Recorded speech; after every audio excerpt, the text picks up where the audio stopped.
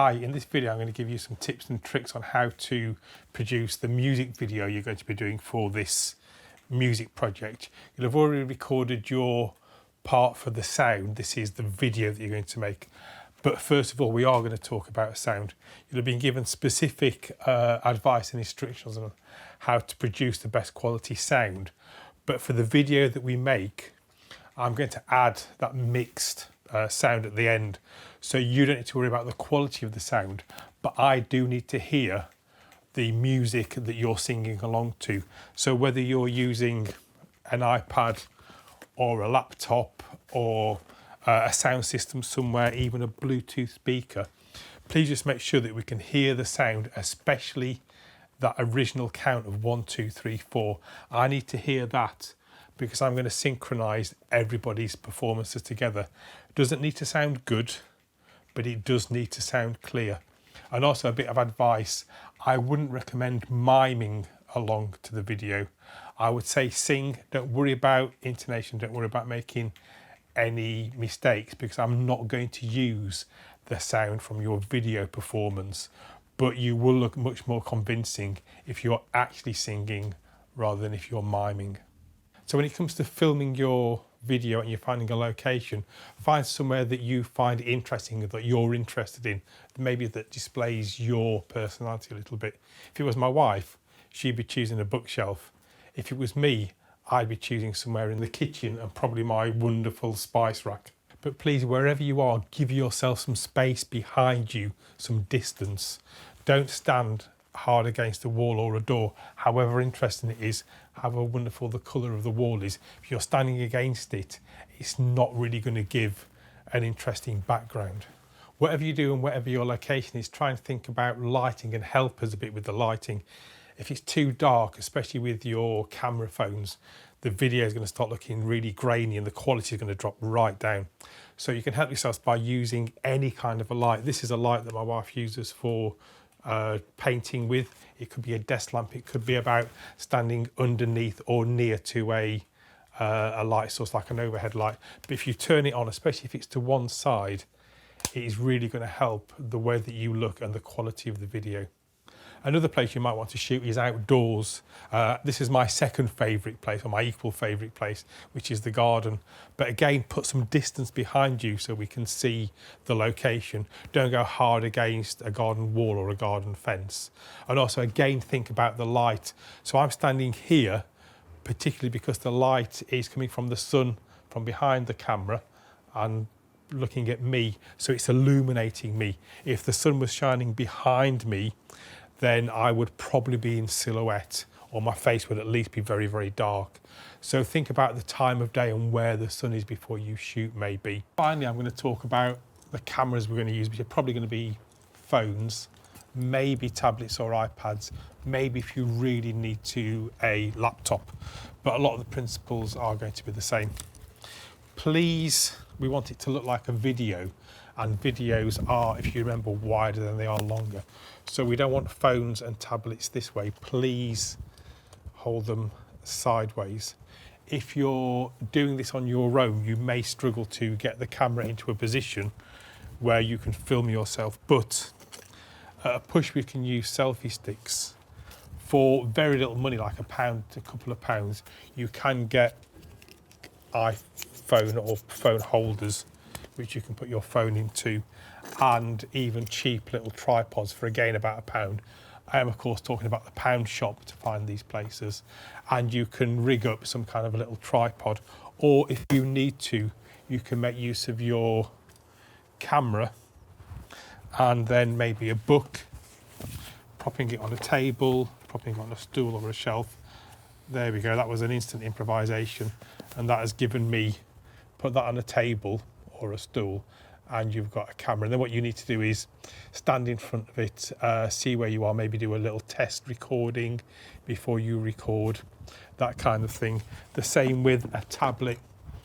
If you're using a tablet, you can get holders for them, but that starts to get a bit expensive. But you're looking at using the stands maybe to create a tripod along with the table or chairs.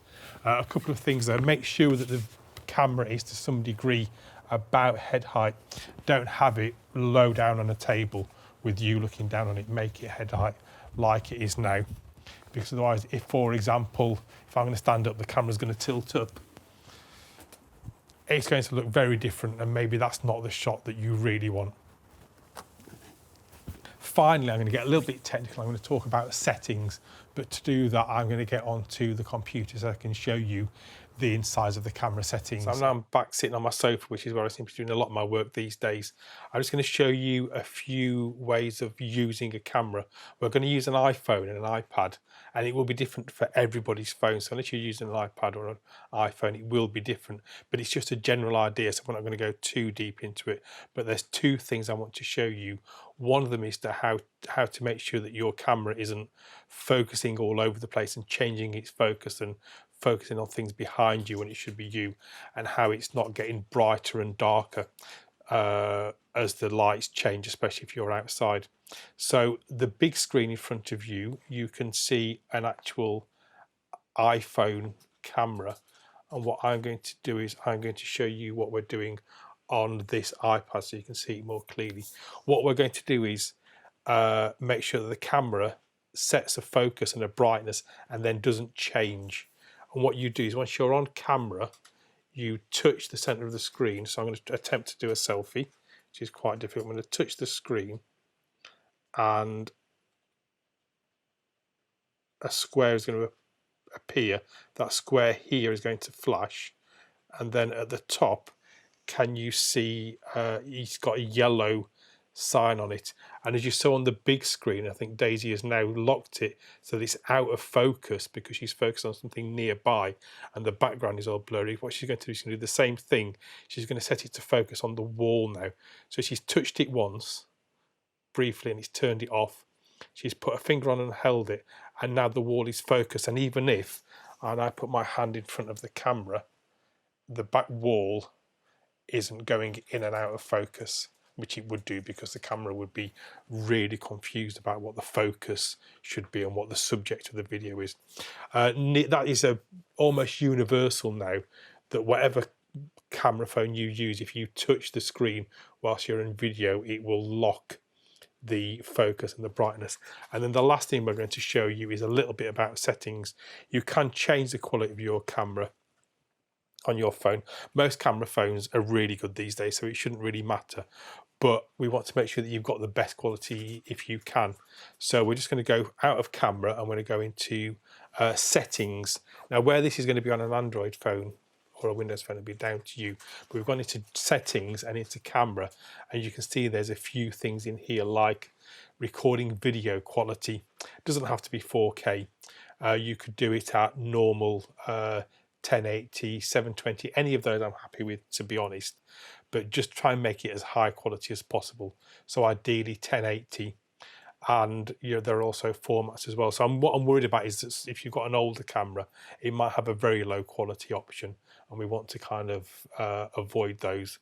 So if you're not sure what you're doing, two choices: leave it well alone. I may well be able to fix a lot of things in post, but if you make it easier for me, then the better the quality is going to be. Or we have Google, you just say how to change the video camera settings on whatever your phone is.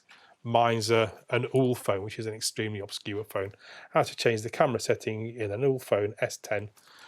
The instructions will come up probably as a video, and then you can change the settings to make them high quality. So final recap: make the background interesting. Think about lights and make sure you're not got the light behind you or you're not in too dark a space. Make sure that the camera is set sideways, or your camera phone is set sideways like this. If you're on your own, maybe rig something to hold the camera for you.